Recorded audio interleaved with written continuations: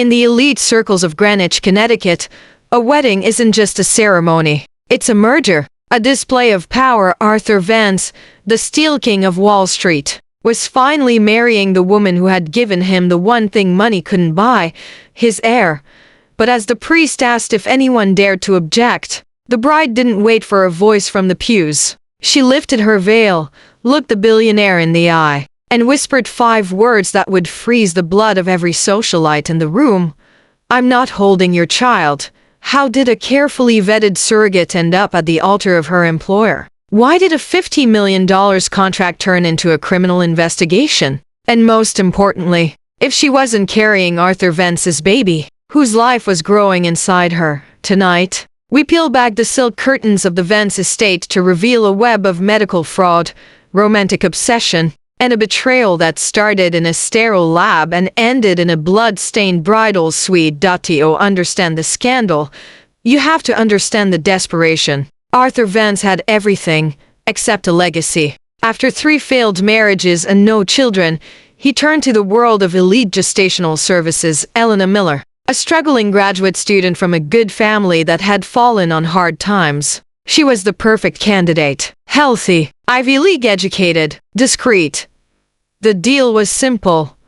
Give Arthur an heir, and Eleanor would never worry about money again. But Arthur didn't just want a surrogate. He wanted control. He moved her into the Vance manor. He bought her designer clothes. He curated her meals. He treated her like a queen or a prisoner.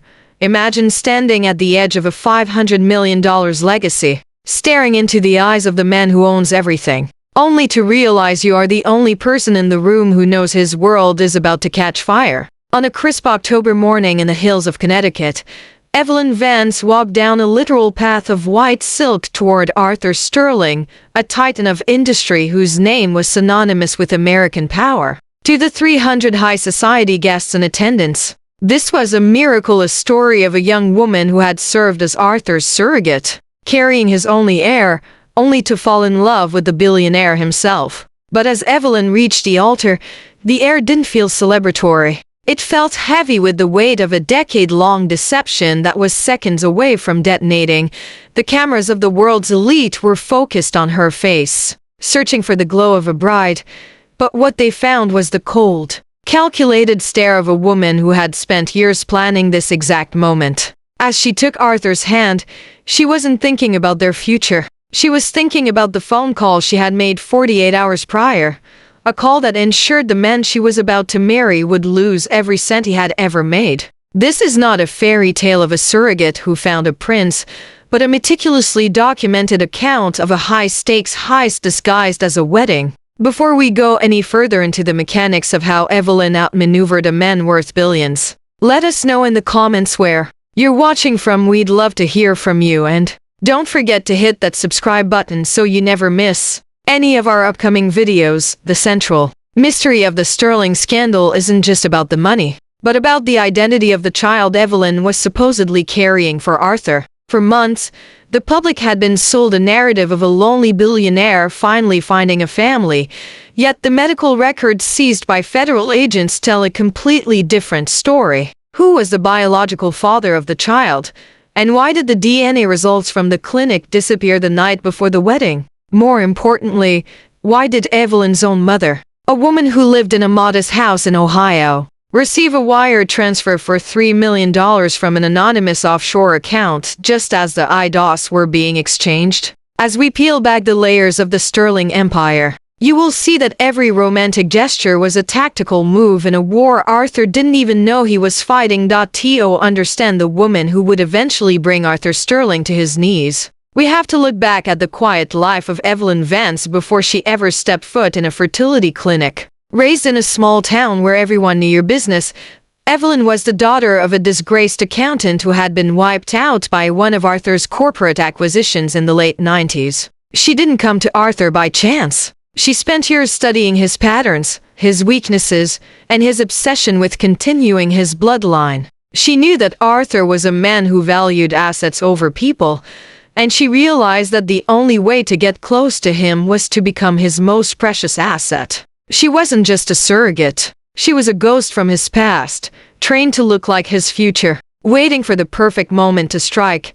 The relationship between Arthur and Evelyn began as a cold, professional transaction, documented in a 400-page legal contract that dictated everything from her diet to the people she was allowed to speak with. Arthur wanted a perfect vessel for his child, and Evelyn played the part with terrifying precision, never once letting her true intentions slip through her poised exterior. She moved into the Sterling estate, a fortress of glass and steel, and slowly began to dismantle Arthur's defenses by mimicking the personality of his late mother, the only person Arthur had ever truly loved. It was a psychological game played in the quiet hallways of a mansion, where every shared dinner and every hand on her growing stomach was a calculated step toward the ultimate betrayal. As the pregnancy progressed, the tension within the Sterling household began to shift from professional to personal. As Arthur became increasingly paranoid about the safety of his unborn heir, he installed advanced surveillance throughout Evelyn's wing of the house, unaware that she was using those very cameras to map his security codes and financial passwords. She spent her nights in the library, ostensibly reading books on motherhood, while actually decoding the encryption of Arthur's private server. The world saw a blooming bride-to-be, but the digital footprint she left behind shows a woman who was systematically draining the company's liquidity into a series of shell corporations. By the time the third trimester arrived, the trap was set. And Arthur was so blinded by the prospect of fatherhood that he never questioned why his legal team was suddenly resigning. The incident that changed everything occurred just weeks before the wedding, during a routine medical checkup that Arthur insisted on attending. According to the nurses present that day, Evelyn appeared calm, but the ultrasound technician noticed a discrepancy in the heart rate that didn't align with previous records. Before Arthur could ask a single question, a fire alarm was triggered in the building, forcing an immediate evacuation and preventing the doctor from revealing the truth. We now know that the alarm wasn't an accident. It was a diversion orchestrated by an accomplice who had been working in the shadows for months. This moment was the final turning point, the point of no return where the lie became so large it could no longer be contained within the walls of a doctor's office. Following the chaos at the clinic, Arthur's behavior turned from protective to obsessive as he pushed the wedding date forward, fearing that someone was trying to take his child from him. He didn't realize that the person he was trying to protect the child from was the woman standing right next to him. The investigation that followed the wedding would later uncover that the accomplice was actually Arthur's own brother, Julian, who had been erased from the family years prior. Together, Evelyn and Julian had created a narrative so compelling that even the most seasoned private investigators in New York failed to see the holes. They weren't just after his money. They were after the total destruction of the Sterling name.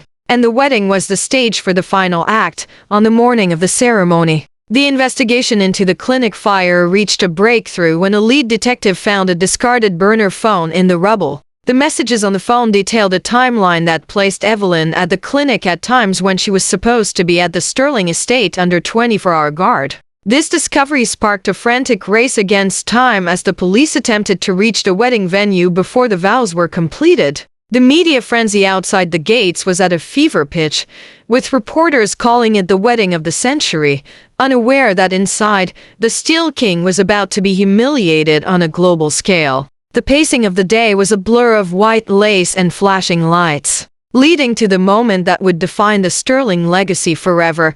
The revelation that stopped the wedding wasn't a shout from the audience, but a silent notification on Arthur's own phone, an alert from his bank confirming the transfer of his entire personal fortune to a trust he didn't recognize. As he looked up at Evelyn, she didn't look away. She leaned in and whispered the truth about the child.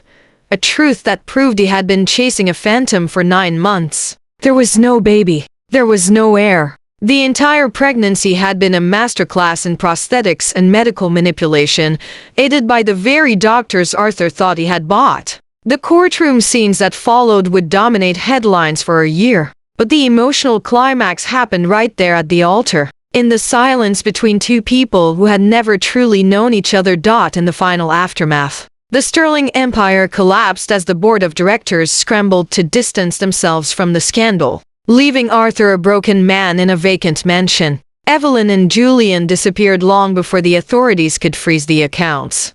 The final twist came years later, when a private investigator discovered that Evelyn Miller was actually the legal name of a woman who had died in childhood. The real Evelyn was the daughter of the accountant Arthur had ruined, and she had spent 20 years crafting this identity for the sole purpose of justice. It raises the question, was this a crime, or was it a long overdue debt being collected from a man who thought he was untouchable?